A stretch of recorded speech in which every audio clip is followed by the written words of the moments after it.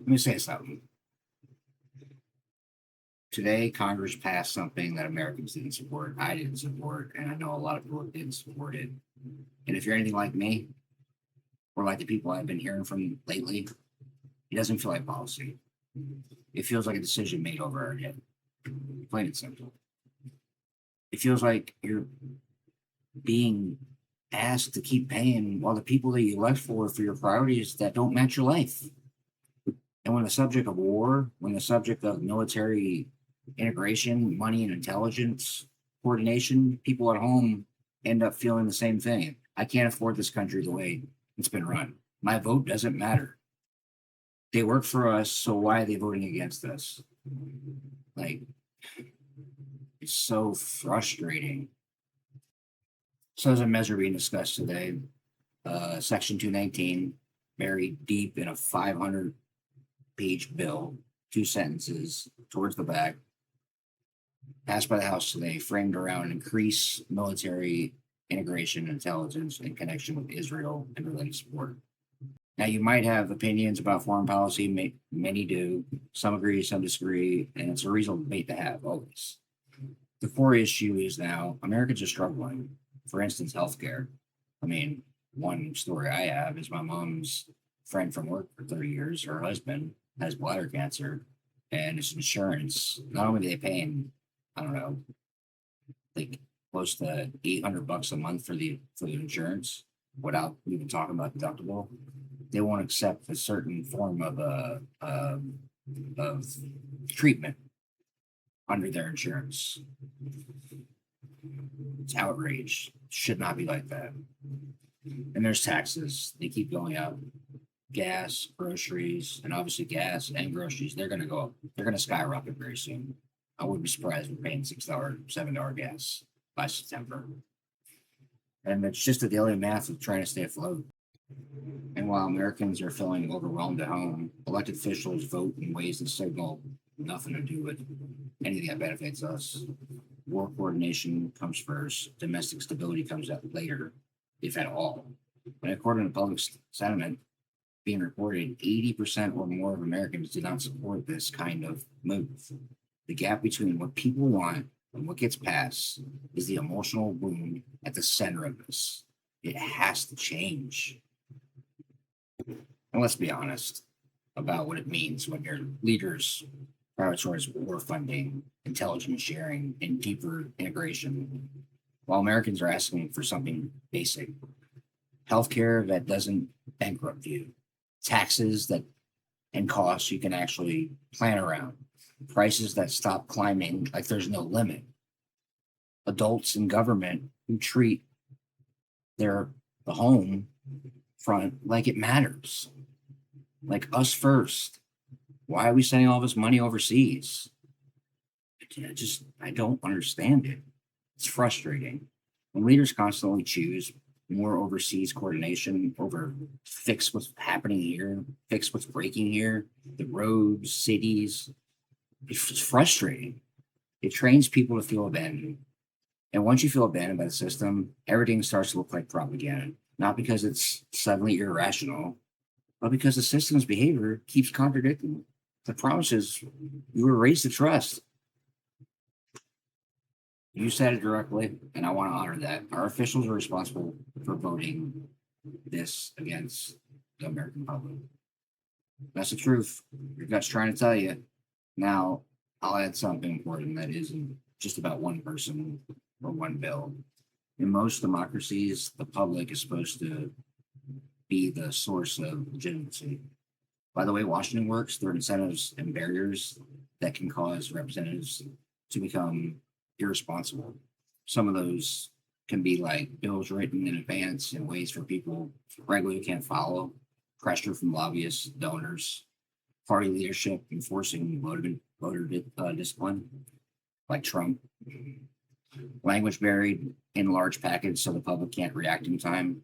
Time and time again, we get that in like local amendments that are out there, stuff buried in there, misleading.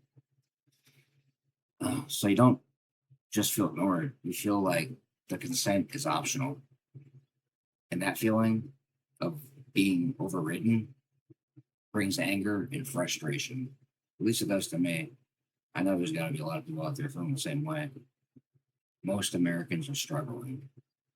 You might not be struggling, but there's a lot of us that are struggling, living paycheck to paycheck. And it just seems like it's not going to get better. When we talk about war funding, it's easy to debate to become abstract, but war has victims always. Innocent civilians, families torn apart, trauma that lasts for years, maybe generations. Like, our veterans coming home. And while we debate overseas decisions, we also need to admit something else. Neglect at home has victims too, quite often. People who delay care because they can't afford it, chronic illness that worsens because treatment is so out of reach. This happened to my brother. That's why I lost him last year. You know, it he wasn't giving all the medical opportunities he could have had. Workers burned out and one emergency away from losing everything. I mean, how much like that? If you lose your job, if you lose your house, like older Americans who are forced to choose between essentials, our senior citizens, like they're on a fixed budget, so they can't handle these prices, so they're going back to work. I mean, I was at a Village Inn like 2 weeks ago, and the service was terrible. But the woman was like probably in her late 70s. Like she should be retired at home. So I felt bad, and I went out of the way to tip her even more.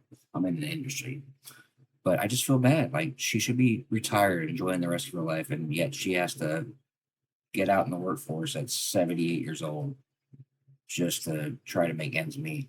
That's frustrating. So when your leaders fund integration and intelligence while Americans struggle to get their basic stability, the harm isn't only overseas, it's domestic. Just slower, quieter, and easier to pretend it doesn't count. We might be thinking, okay, what can we do? I mean, here's the first step, I think, and it's practical. Email your representative, not a rant, something clear, brief, specific. Use this message framework. I oppose Section 219, the measure, because it prioritizes war, integration, and intelligence coordination while Americans face urgent costs at home. I want oversight and accountability. What is the total cost timeline, and how does it prevent waste or escalation? I want you to vote against similar provisions unless domestic needs like healthcare, affordability are addressed with equal urgency. If you want, you can also add one line about your personal impact, like maybe, your healthcare costs. In my situation, like, my mom's friend not being able to get the medical opportunities to help fight cancer because of his insurance, taxes, groceries that are squeezing your family right now. Make it human and make it measurable. It doesn't hurt to try. And if we start doing it, eventually they're going to have to start addressing it. And if you're feeling betrayed today, you're not alone. And if you're furious, that's not rage, isn't weakness. It's your conscience recognizing the imbalance. But also, I want to say this: we can be angry and organized. We can be disappointed and still insist on accountability because they work for us. That's what they were designed to do. Not just elections, but after bills are passed. So wherever you land politically, here's what I believe we can all do together. Stop letting it be a left-right thing and a fight among us. It's fake. Behind doors, they're all voting together. Start treating it like what is being served or who is being served. Hold officials accountable for the choices they make with our money, because we don't have the choices. Email your representative. Do it today or tomorrow if you can. Anyways, if this episode is bringing light to you or something that's, weighing heavy on your mind, hit the like button on the show, comment, with one question: what domestic priorities should be funded instead of this? Share it with someone who feels ignored by Washington. Let's get this stuff out there, get more people talking about it. That's how we make a change. Anyways, thanks for listening. You're not crazy for noticing, and noticing together is how we could change this. I really believe it. I have hope.